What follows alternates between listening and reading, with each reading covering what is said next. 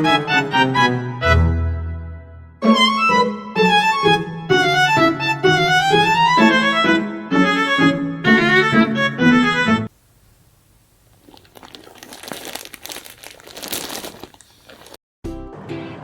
semuanya, Assalamualaikum. Perkenalkan, nama aku Yati Nurul Hasana dengan NIM 0314241002 dari kelas Statis Bahasa Indonesia 1. Hari ini aku akan menjelaskan video tentang korpus linguistik dalam leksikografi. Nah, teman-teman pasti penasaran kan apa hubungannya linguistik dengan korpus? Atau teman-teman sendiri belum tahu tuh korpus itu apa? Nah, untuk itu tonton terus ya video aku. Yuk. Nah, yang pertama aku akan menjelaskan dulu nih apa itu korpus supaya teman-teman semuanya ngerti. Jadi, korpus ini adalah kumpulan potongan teks dalam bahasa atau bentuk elektronik yang dipilih berdasarkan kriteria tertentu sehingga dapat mewakili sejauh mungkin suatu bahasa atau ragam bahasa. Jadi, singkatnya itu korpus ini adalah teks-teks bahasa yang baik lisan maupun tulisan yang disimpan dalam bentuk elektronik dan dipilih berdasarkan kriteria tertentu. Korpus ini digunakan untuk mewakili suatu bahasa atau ragam bahasa serta membantu para peneliti dalam menguji atau membuktikan hipotesisnya tentang struktur bahasa. Jadi, korpus ini adalah suatu bahasa yang autentik yang disusun secara sistematis untuk keperluan analisis linguistik. Selanjutnya kita masuk ke proses korpus dan korpora. Di sini akan ada terbagi menjadi 3 fase yaitu pertama adalah fase pembangunan. Fase pembangunan adalah fase yang melibatkan pengumpulan dan persiapan. Di fase ini terbagi menjadi 3 tahap. Yang pertama adalah perencanaan korpus, lalu ada pengumpulan data yang baik itu dari teks tulis maupun teks lisan, lalu ada pembersihan dan normalisasi data. Di sini teks itu akan dipersiapkan dan dianalisis baik itu menghapus elemen non-linguistik ataupun menstandarisasi formatnya.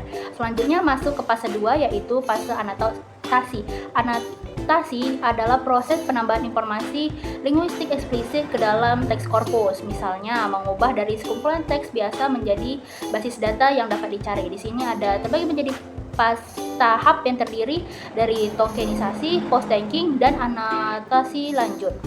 Selanjutnya di fase ketiga adalah fase analisis dan pemanfaatan. Ini adalah fase di mana nantinya leksikografer akan menggunakan perangkat lunak yaitu Corpus Query Tools untuk mengekstrak bukti-bukti empiris.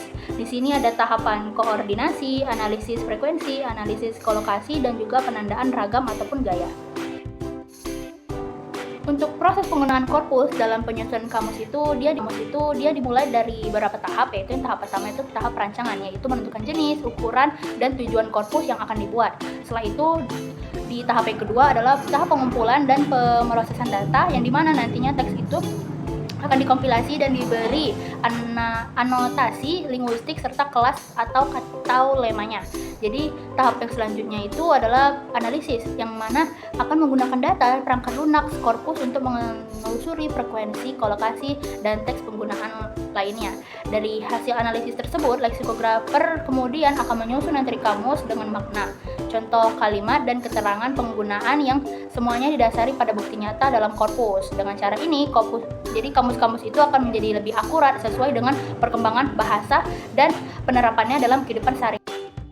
Selanjutnya kita akan membahas peran korpus dalam leksikografi. Jadi korpus ini tuh memiliki peran penting teman-teman dalam leksikografi karena korpus ini itu menjadi dasar utama dari penyusunan kamus modern. Dengan adanya korpus, penyusunan kamus itu dapat menentukan makna utama, urutan makna, serta contoh kalimat berdasarkan bukti nyata yang kita lakukan dalam kehidupan kita sehari-hari.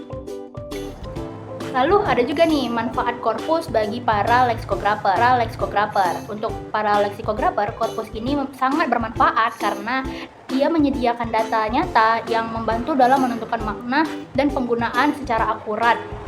Melalui korpus, penyusunan kamus ini dapat menunjukkan contoh kalimat autentik atau mengetahui frekuensi pemakaian kata serta membedakan ragam bahasa seperti formal maupun informal.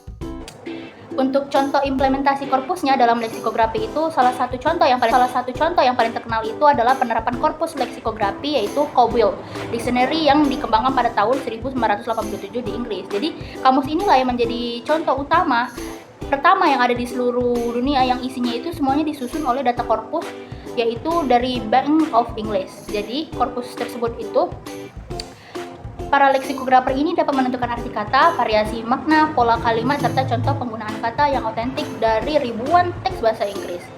Lalu pendekatan ini tuh mengubah paradigma penyusunan kamus yang sebelumnya berbasis intuisi dari si penulis menjadi basis bukti nyata. Sejak itulah banyak kamus modern lainnya yang mengadopsi metode korpus ini untuk memastikan keakuratan dari bahasa yang tadi kita udah membahas nih banyaknya manfaat dan peran dari korpus. Tapi korpus itu tak luput dari keterbatasan di era digital.